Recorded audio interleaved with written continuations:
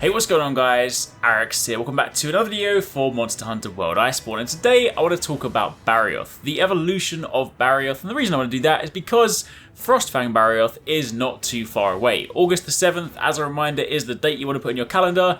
That is when we can fight Frostfang Barioth, get that new armor, and just try out this new special variant, but I thought today it'd be fun to take a look back at where Barioth began, where he started, some of the subspecies, the other things like that, and just kind of talk about this monster. So if you guys do enjoy this, then a like would be super appreciated. Comment down below, let me know what you guys think. Let me know where does Barioth fall in your personal rankings? He's always, for me, been like one of my favorite monsters, not necessarily in the absolute top, but kind of in the sort of top, maybe 10 bracket, so to speak. Anyway, for those of you guys that have been playing, depending on when you started, obviously if you came in with World and Iceborne, this may well have been the first time you met Barioth, but if you go your way back to Monster Hunter 3, that is where we originally met him. Barioth is of course classed as a flying wyvern, more specifically an ice tusk wyvern, and of course when he was kind of first introduced, he shared a lot of similarities with Cougar, skeleton-wise, movement-wise. Obviously he had some things that made him unique, but he was in certain circumstances considered like his icy brother. He was also available in Portable 3rd, 3U, GU, Monster Hunter World Iceborne, and also Frontier, G and Z, and various other spin-offs and stuff. Basically, since Monster Hunter 3, he's been in a lot of games. Barioth is, of course, a quadrupedal flying wyvern with a head that resembles a saber-toothed cat, and that's partly why it has that incredibly cool design,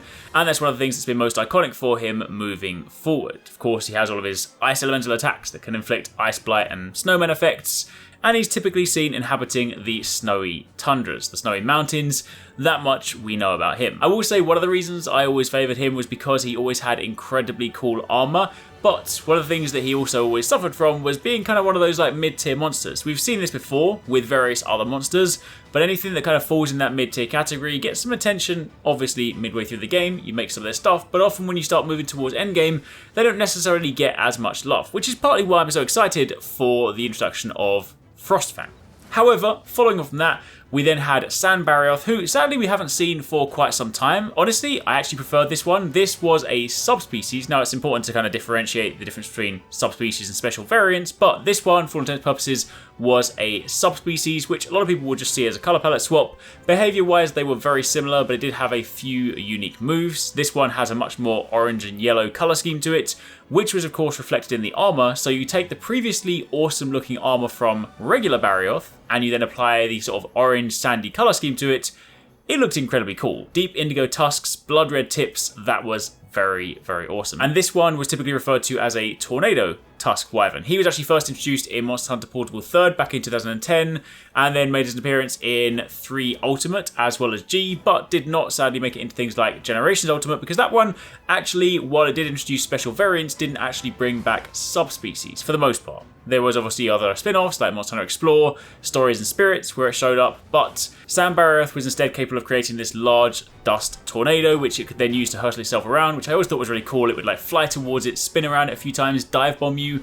It was a pretty aggressive fight, and that was of course the subspecies for Barioth. Now, following on from there, there was Frozen Barioth, which for a lot of people was what they assumed Frostfang Barioth was going to be, and admittedly, had it made its way into Iceborne, it would have been quite interesting, because this was a fun play on regular Barioth. Frozen Barioth has the same appearance for the most part, with slight subtle differences in coloration. However, the underside is purple and its fangs are sky blue in colour, so it's a much more kind of vivid contrast. One of the things that was most interesting about this one is that he actually has poison ailments, unlike any other variant. You know, you expect ice from Barioth, or of course sound effects if it was the Sambarioth, but this one actually inflicted poison. However, he only appeared in Monster Hunter Explore, which was the mobile game, so he hasn't really had much time in the sun, and over in the West has had basically no time at all. So, you know, it would have been cool to have seen him in some capacity, but alas, Frozen Barioth is, for most people, completely unknown.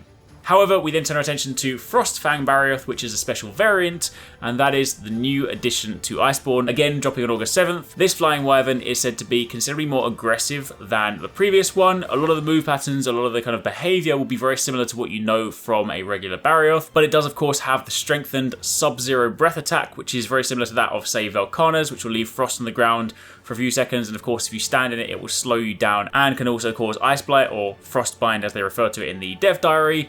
Battle strategy wise, you'll be looking at a very similar fight to that of Barioth, but you're definitely going to want to focus more on breaking parts to prevent some of those movements that he is going to be using. Of course, when it comes to crafting Frostfang Barioth's armor, it has that nice white tiger, sort of like almost Frost Knight appearance to it, so it's much more heavily armored than regular Barioth armor. Barioth armor in its kind of current form is much more akin to that of, say, Naga. It's quite light, quite mobile, but this one definitely leans more so into that kind of Death Knight look. And in terms of set bonuses, as a reminder, the 1-piece set bonus for this will be Punishing Draw, giving your draw attacks stun properties, and your 3-piece set bonus will be KO King, so this could actually be quite an interesting set for hammer users. But for the time being, that's pretty much it. Just thought we'd kind of take a little trip down memory lane, look at Barioth as a monster, look at Barioth subspecies, special variants, and basically see where it's been ahead of this new edition in a couple of weeks. Anyway, hope you guys enjoyed that video. Let me know in the comments down below what you guys think, and of course, stick around for plenty more. Thanks for watching, guys. I hope you enjoyed that video. Don't forget, if you haven't already done so, you can join the Arekkz Gaming Discord. We've got an awesome community over there with so many different channels for you to chat loads of different topics and different games.